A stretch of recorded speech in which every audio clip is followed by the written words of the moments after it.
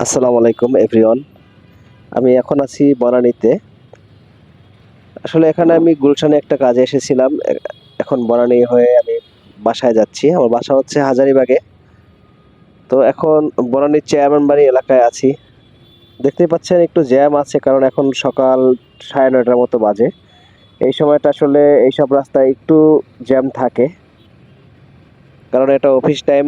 Office টাইমে সবাই জানেন যে ঢাকার রাস্তায় একটু জ্যাম বেশিই থাকে।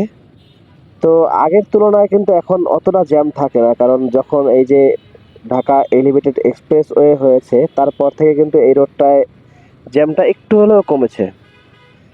একটু কমেছে বললে ভুল হবে, অনেকটাই কমে গেছে এই রাস্তার জ্যাম। তো ঢাকা এলিভেটেড এক্সপ্রেসওয়ে হওয়াতে কিন্তু আসলেই ঢাকার মানুষ অনেক উপকৃত হয়েছে, বিশেষ করে যারা পুরান ঢাকা থেকে এয়ারপোর্টে যায়। তারা আগে যে একটা ভোগান্তির মধ্যে থাকতো, যে 2 ঘন্টা 2.5 ঘন্টা আগে বাড়ি থেকে রওনা হতে হতো, কারণ রাস্তায় যে পুরো জ্যাম থাকতো, পৌঁছাতে সময় লেগে যেত। কিন্তু এখন কিন্তু খুব সহজেই এয়ারপোর্ট চলে যেতে পারছে মানুষজন। যাই হোক, এটা একটা ভালো কাজ।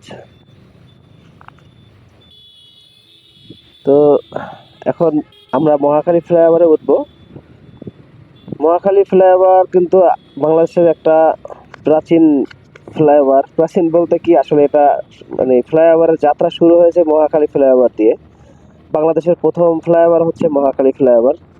যারা 90 দশকের আছেন তারা অবশ্যই হয়তোবা ক্লাস 3-তে না 4-এ সম্ভবত, আমার সঠিক খেয়াল নেই, ওই সময় একটা অনুচ্ছেদ আছে মহাখালী ফ্লাইওভার নিয়ে, একটা বইতে একটা লেখা আছে। কে কে পড়েছেন আমি জানি না, আমি পড়েছিলাম, একটু একটু মনে আছে।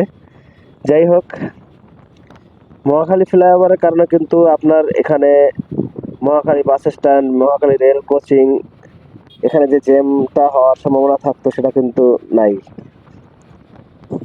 এই মহাখালী ফ্লাইওভারটা যদি না থাকতো সেক্ষেত্রে এখানে কিন্তু প্রচন্ড জ্যাম থাকতো, কারণ এখানে মহাখালী বাস টার্মিনাল অনেক বড় বাস টার্মিনাল।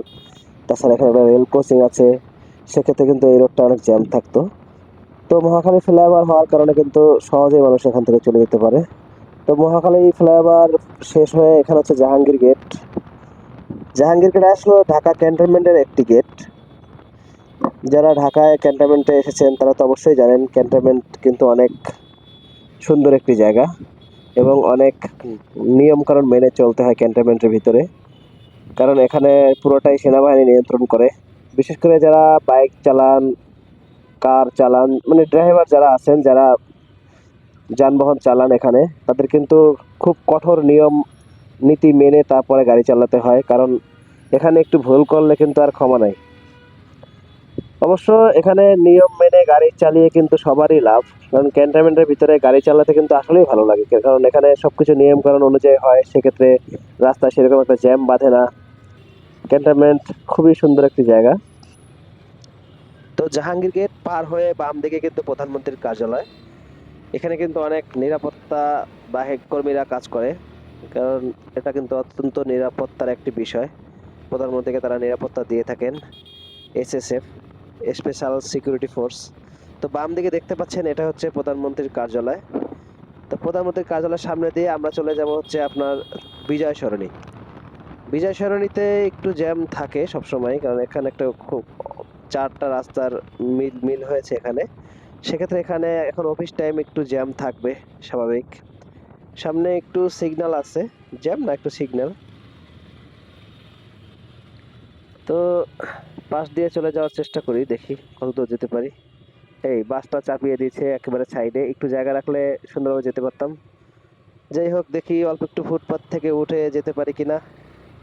ফুটপাতে ওঠা আসলে ভালো না, ফুটপাত একটা অনিয়ম। যাই হোক, কিছু করার নাই।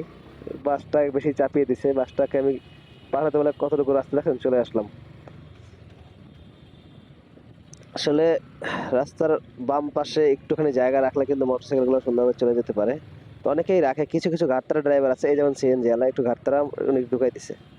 উনি কিন্তু যেতে পারবেন না, উনি একটু ডান সাইডে চেপে দাঁড়াইলে কিন্তু মানুষগুলো সুন্দরভাবে যেতে পারে।